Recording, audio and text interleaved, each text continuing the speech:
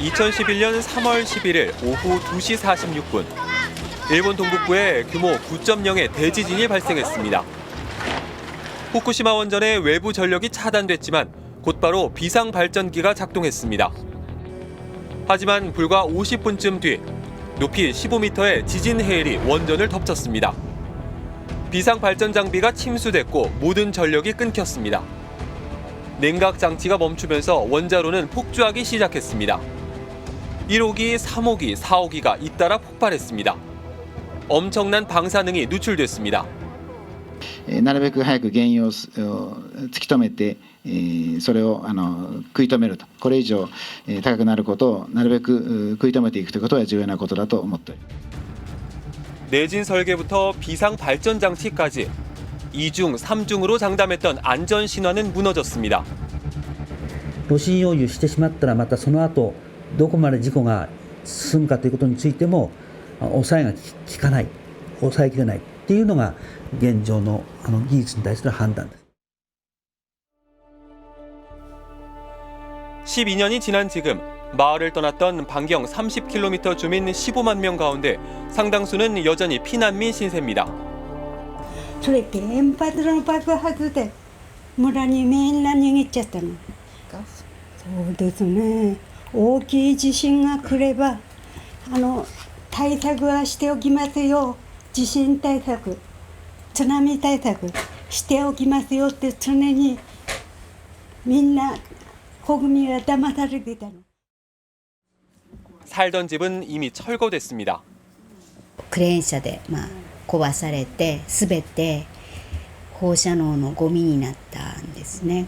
やっぱりなんだろう、失った感じ、喪失感みたいなものがありますね。喪失感。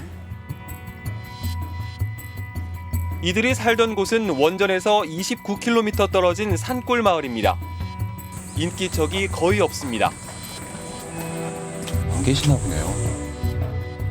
사고 전에 1,500명 넘게 살던 마을이지만 지금은 3분의 1도 안 남았습니다. 467명이 삽니다. 이발소에 들어가 봤습니다. 今日お客さんは何人来られました？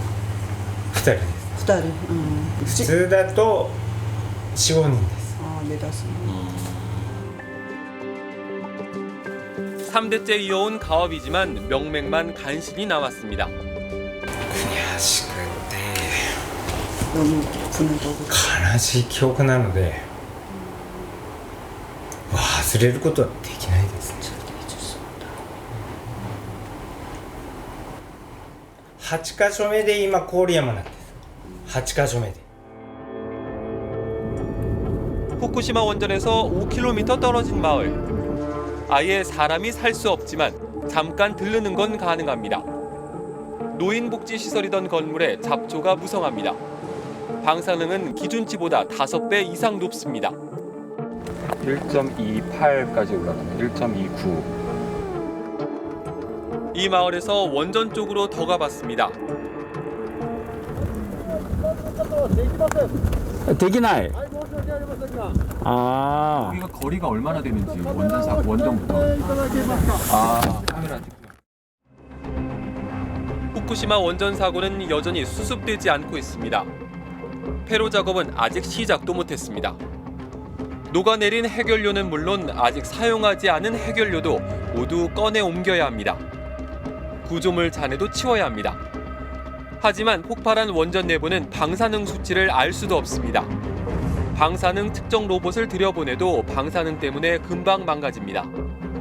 얼마나 걸릴지, 돈이 얼마나 들지도 아직 알 수 없습니다. 今の内部の状況ははっきりわからないと言えますか？そうですね。わからないというのはデブリというものがどういう状態でどれだけの量がどこにあるかということを推測はしてるんですけど、ちゃんと物性とかどういう性格であるとかいろんな細かいことはわからないんですね。 지난 1979년 미국 스리마일 원전 사고 때는 폐로까지 10년 걸렸습니다. 원전 사고 5등급이었습니다. 가장 높은 7등급이었던 1986년 체르노빌 사고는 폐로의 100년을 목표로 하고 있습니다. 후쿠시마도 7등급입니다. 해결료가 원자로 안에도 있고 그 원자로를 뚫고 바깥으로 나와서 경락 건물 안에도 있어요. 그런데 이제 그게 어디 있는지도 잘 몰라서 그걸 이제 꺼내려면 훨씬 공학적으로 어렵다. 후쿠시마 사고를 계기로 세계 각국은 탈원전에 속도를 내고 있습니다. 스위스와 스웨덴은 탈원전을 선언하고 원전 비중을 줄이고 있습니다. 독일은 지난 4월 마지막 원전 3개의 가동을 중단했습니다. 완전한 탈원전 국가가 됐습니다. Einstieg in diese Technologie. Der Einstieg war ein historischer Fehler und heute korrigieren wir diesen Fehler. 러시아, 우크라이나 전쟁으로 에너지 가격이 급등하면서 프랑스와 영국 등 원전 비중을 다시 늘리는 나라들도 있습니다. 하지만 세계적으로 원전은 이미 지속적으로 줄어들고 있습니다. 2010년 13%였던 원전 비중은 2021년 10%로 줄었습니다.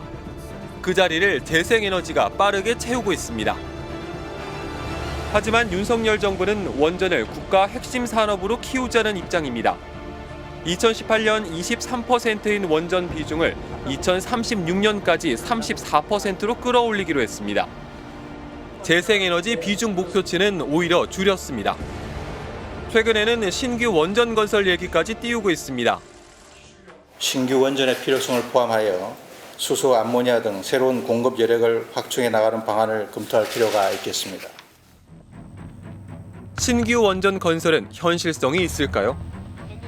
안전에 대한 우려로 부지 선정, 주민 설득도 사실상 불가능에 가깝습니다.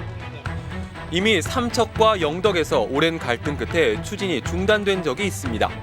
과연 어디에 지을 것인가부터 매우 많은 사회적 갈등과 지역 주민의 반발을 불러올 수밖에 없다라고 생각을 하고 있습니다.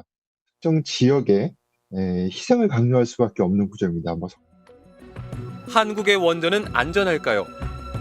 후쿠시마 사고가 발생한 2011년 이후 국내 원전 고장은 모두 146건. 매년 10건 넘게 크고 작은 고장이 발생했습니다. 정부는 심각한 사고는 없었다고 하지만 우려는 큽니다. 2001년 고리 2호기에서 핵연료봉 42개가 손상됐고 2012년 고리 1호기에서 외부 전력과 비상전력 공급이 모두 중단됐는데 한수원이 이를 은폐했던 사고, 2019년 한빛 1호기 핵반응 출력 급증 사고까지 아찔했던 사고들이 잇따랐습니다. 외부에 알려지지 않고 넘어간 문제는 이보다 훨씬 더 많다고 합니다.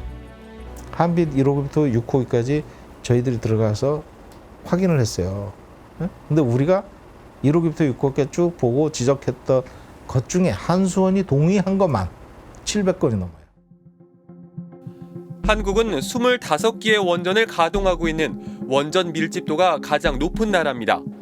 대부분 동해안 쪽에 몰려 있고 반경 30km 안에 380만 명이 살고 있습니다. 후쿠시마도 터지기 전까지 그런 사고가 날 거라고 생각한 사람은 아무도 없었습니다. 우리는 과연 안전한 기술을 쓰고 있는 걸까요? 월성원전 1호기라는 곳에서 사용 후 해결료를 담아놓은 수조에서 물이 계속 새고 있고 그것이 지하수로 방사성 물질을 계속 방출하는 형태가 됐다. 이런 것들이 결국 폭로로만 알려지거든요. 사실상 한국의 원전은 그 어느 나라보다도 안전사고에 취약하다라고 보고 있는 거고요.